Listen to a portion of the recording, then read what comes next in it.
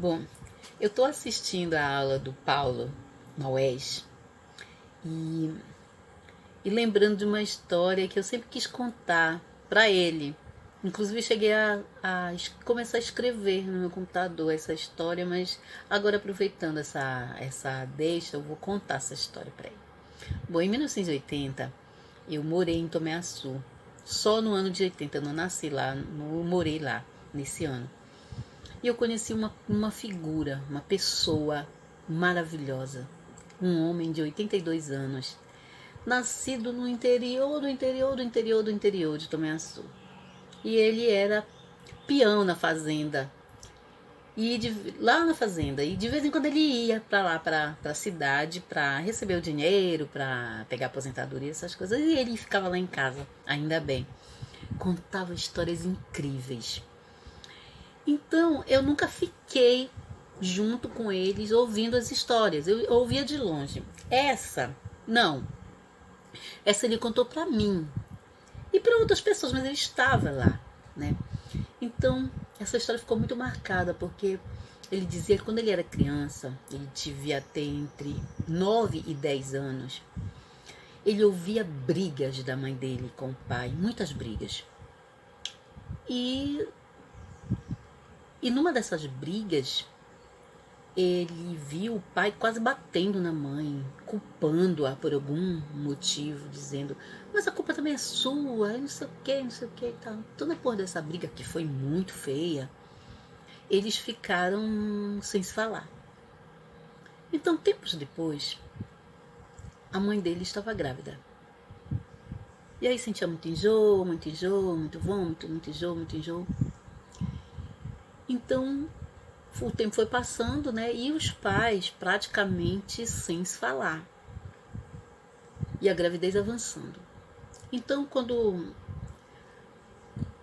passaram uns meses, assim, não muitos meses para uma gravidez completa, mas poucos meses, ela começou a sentir muitas dores e perder muito sangue. Então ela estava sozinha na casa, ele estava no rio com o irmão. Quando ele entrou na casa, ela estava envolta numa poça de sangue. E ele olhou, o irmão dele era menor, ele olhou e disse, meu Deus, preciso fazer alguma coisa.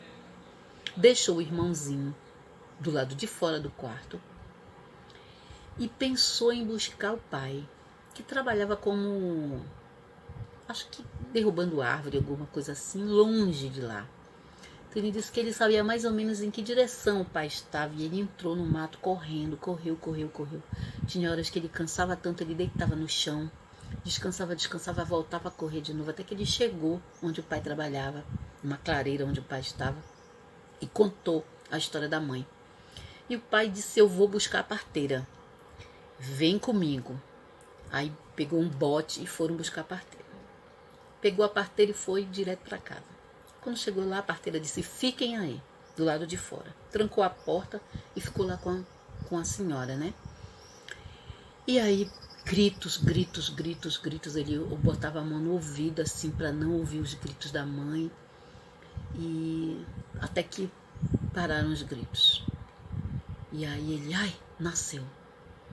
Aí ele ficou na porta do quarto e viu quando a parteira saiu com lençóis sujos de sangue, muito sangue.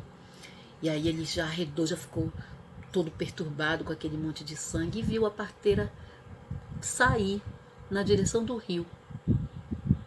E ele foi junto. E a parteira foi andando e jogou uma coisa que para ele era um peixe. Para ele era uma espécie de criança envolta numa coisa transparente mas que ao cair na água nadou. Então para ele era um peixe que ela tinha jogado fora. Aí ela jogou o peixe e voltou. Aquela ponte longa que vai até o rio, né? Ela voltou de lá e ele voltou junto. Então ele disse que ele nunca entendeu aquilo que aconteceu. Porque a mãe gritou, a mãe chorou, mas não teve criança.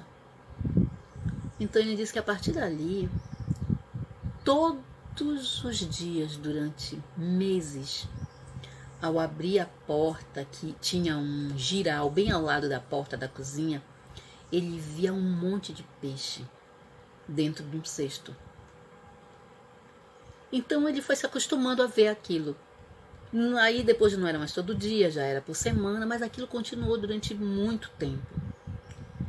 Então, depois de adulto, que ele foi entender que a briga dos pais era por causa do boto, o filho, na verdade, era o filho do boto, e o peixe quem trazia era o boto para a mãe dele, que era a mãe do meu amigo. Então essa história ele contou com tanta verdade, mas tanta verdade, que eu nunca esqueci. Porque a riqueza de detalhes era impressionante. A corrida dele pela mata eu sintetizei, mas ele contou tudo o que aconteceu. Como foi uma saga para ele chegar até o pai. Então eu gosto muito dessa história, eu queria muito te contar essa história. Eu acho bacana.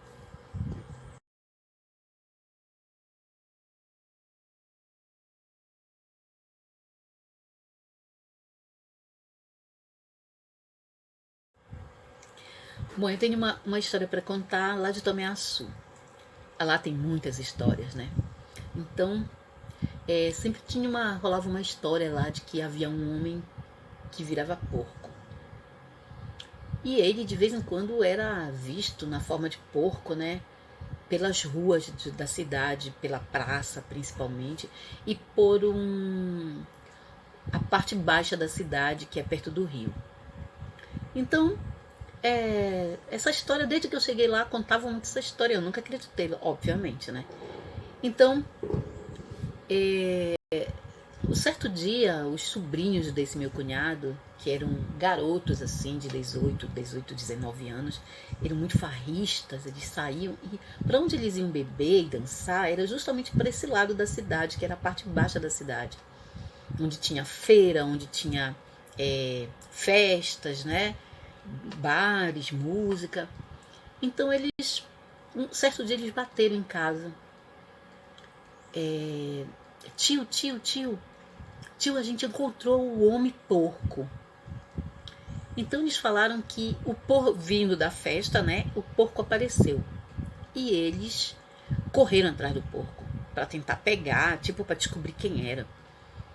E aí não conseguiram pegar o porco, prender, mas bateram e tentaram cercar e o porco se machucou nisso e não conseguiram pegar.